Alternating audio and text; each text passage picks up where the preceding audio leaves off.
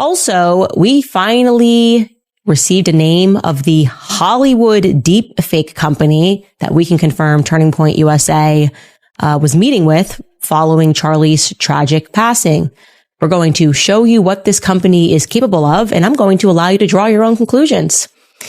And lastly, the admission from Paramount Tactical, Gary Melton, that one of the children in Erika's Fort Huachuca alibi photo is not hers, is not a subtle admission. I noticed about the woman that really stuck out to me was her eyes. And when I see someone with striking blue eyes like that, they stick out. And some other pictures that came up with other people. What other people? If you want me to say, a picture of Erika Kirk with a ponytail, and from her past. That person matches who I saw at Fort Huachuca in the lobby the night before. It was with that man in the lobby. For a long time, people dismissed rumors about Erika Kirk and the children as internet conspiracy.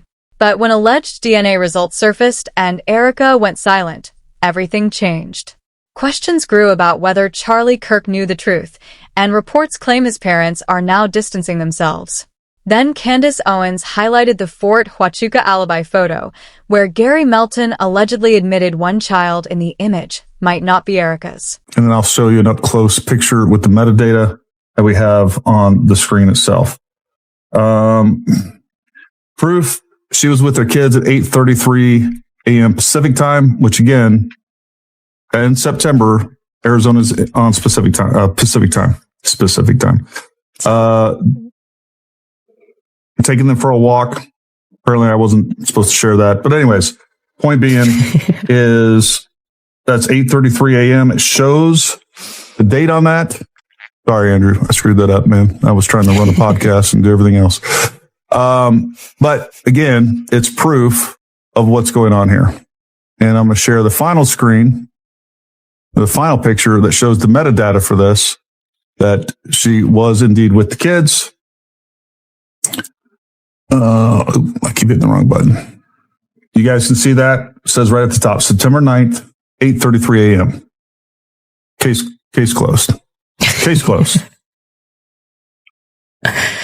He's doing his best. As the clip spread online, Erika's timeline started falling apart. Candace claimed the family image used to support her story might not be authentic, which quickly became the center of the controversy.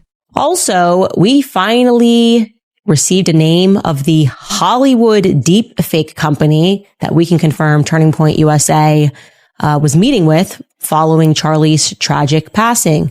We're going to show you what this company is capable of, and I'm going to allow you to draw your own conclusions. And lastly, the admission from Paramount Tactical, Gary Melton, that one of the children in Erika's Fort Huachuca alibi photo is not hers, is not a subtle admission. Critics say the photo was part of Erika's alibi, so if it was manipulated, it raises serious questions. Candace also alleged that a Hollywood AI company, VFX Los Angeles, approached Turning Point USA after Charlie's death.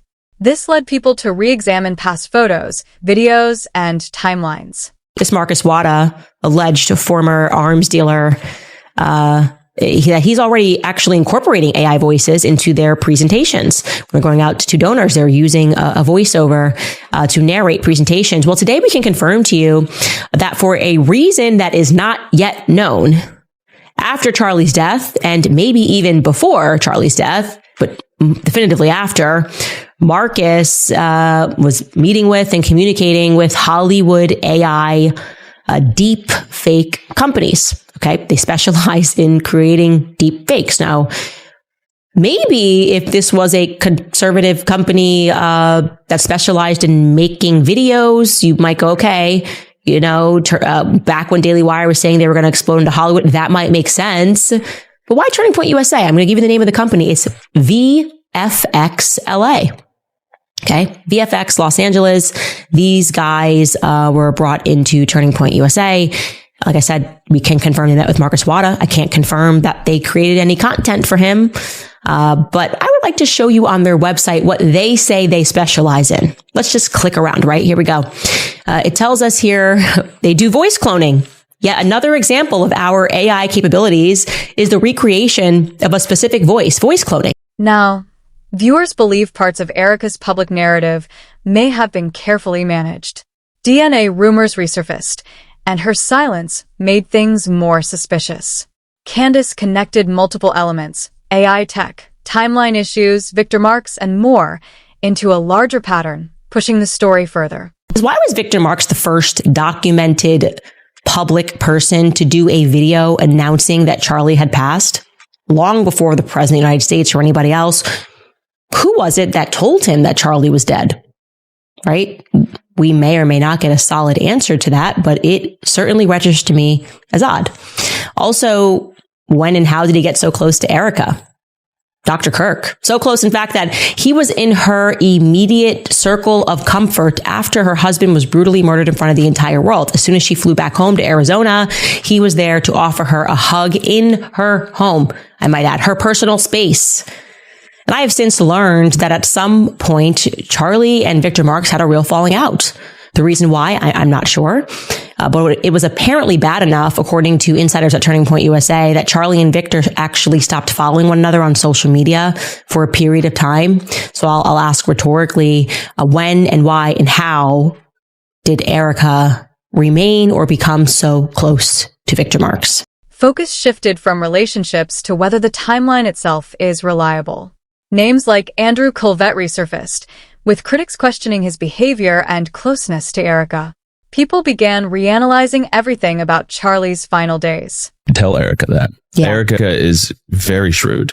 She's very smart. It was a great story. I can't really tell you who this was, but it was a very important person. And it happened within hours of the news. And the call goes in. She takes it because it was a very important person. And the question was to her, okay, so this is a starting point. Like, what do you know? And she was like, I know everything. And I was like, that's amazing. The story took a darker turn, with many believing it's about narrative control rather than just relationships. Old connections, tweets, and photos resurfaced, and rumors spread that Charlie may have changed parts of his will before his death. Really handsome. You look gorgeous. Are you fixing I got a little bacon. Babe, that's deep in there. Give them a cleavage. People want cleavage. Showcase it. Sells, babe. Sells. That's me. That's against our religion. It's not within the confines of marriage. Attention also turned to Charlie's parents, with reports suggesting they began distancing themselves, adding emotional weight to the situation. Y'all, whose kids are these? Whose kids are these? Erika Kirk provided this as proof of where she was September 9th. All the elements, photo controversy, AI claims, DNA rumors, timeline inconsistencies, and family tension, are now seen as connected. Viewers are questioning whether the entire story around Charlie's final days was controlled. With more questions than answers, the situation no longer feels like gossip, but a narrative slowly unraveling. If you want, I can make it even more dramatic, YouTube style, or simpler/cleaner for voiceover.